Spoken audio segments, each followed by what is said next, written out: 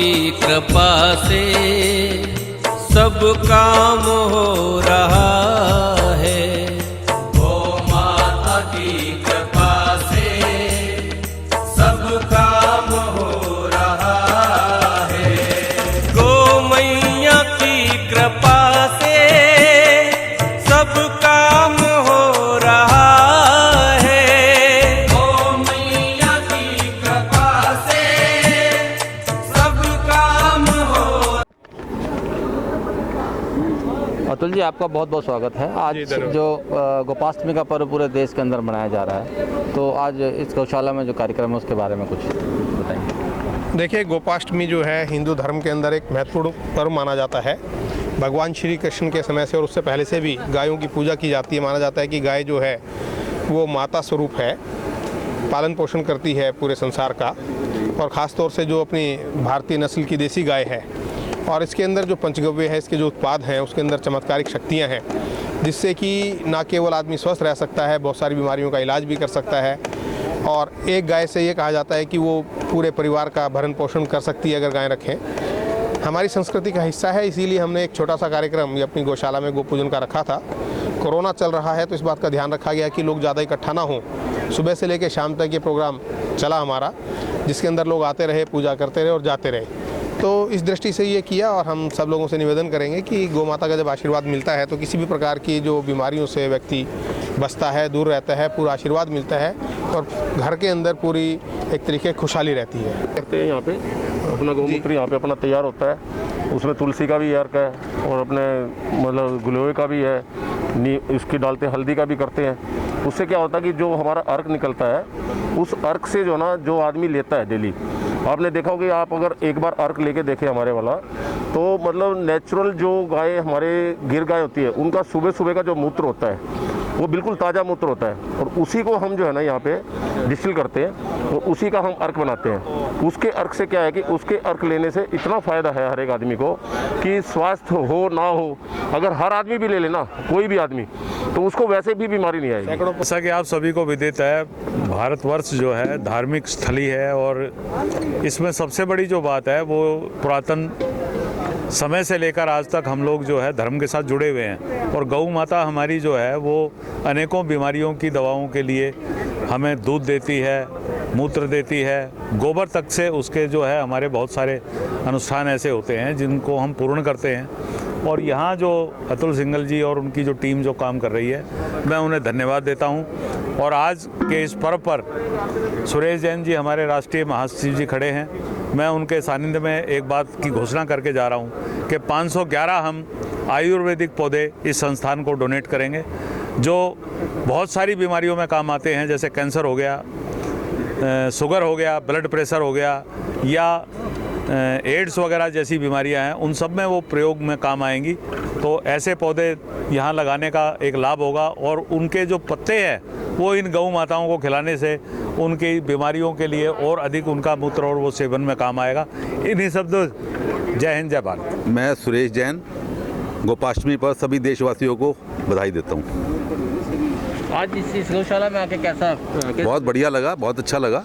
क्या क्या हो रहा है यहाँ पर? बढ़िया काम हो रहे हैं यहाँ पर, और जो पर्टिकुलरली जो गऊ की सेवा हो रही है और उनके जो मूत्र से और गोबर से जो चीज़ें बन रही हैं और जो मतलब बीमारियों के अंदर में उसकी काम आ रही हैं, उसके लिए बहुत बढ़िया काम है। जी, हिंदू धर्म में बहुत से त्यौहार हैं, पर गोपाष्टमी को भी बहुत महत्व दिया जाता है।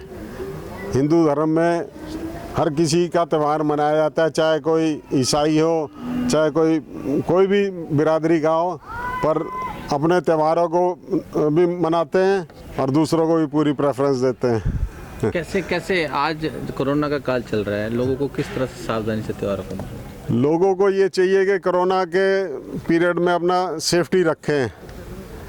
मोदी जी हुए चाहे कोई भी नेता हुए, वो हाथ पकड़ के आपको नहीं चला पाएगा कि ऐसे चलो, आप वैसे चलो, पर आपको अपनी सेफ्टी अपने आप रखनी है। मुंह पर मास्क रखना है, मैंने अभी बोलने के लिए उतार लिया है कि भाई मेरी शक्ल दिखती रहे कौन बोल रहा है। बाकी आपको सेफ्टी अपने आप रखनी पड़ेगी। कोई नेता या कोई अभिनेता कुछ भी कर लें, पर आप सेफ नहीं रह सकते जब तक आपको अपना प्रिकॉशंस अपने आप नहीं लिया जाएगा। गौ हिंदुओं में बहुत पूजनीय होती है। गौ में हजारों करोड़ देवी देवताओं का हमारा निवास होता है, इसीलिए हमें गाय की सेवा करनी चाहिए, अच्छे से उसकी पूजा करनी चाहिए और पालन करना चाहिए। गाय से बहुत हमें शक्ति भी मिलती है, एनर्जी भी आती है हमारे अंदर काम करने की।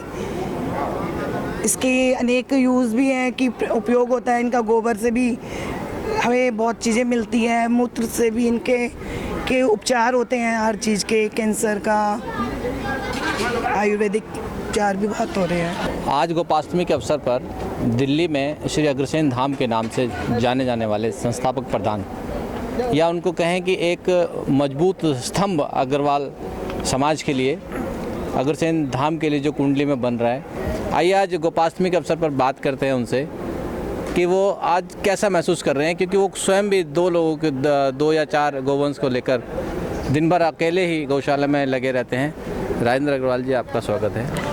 नमस्कार सभी देशवासियों को आज गोपाष्टमी महापर्व की बहुत बहुत शुभकामनाएं।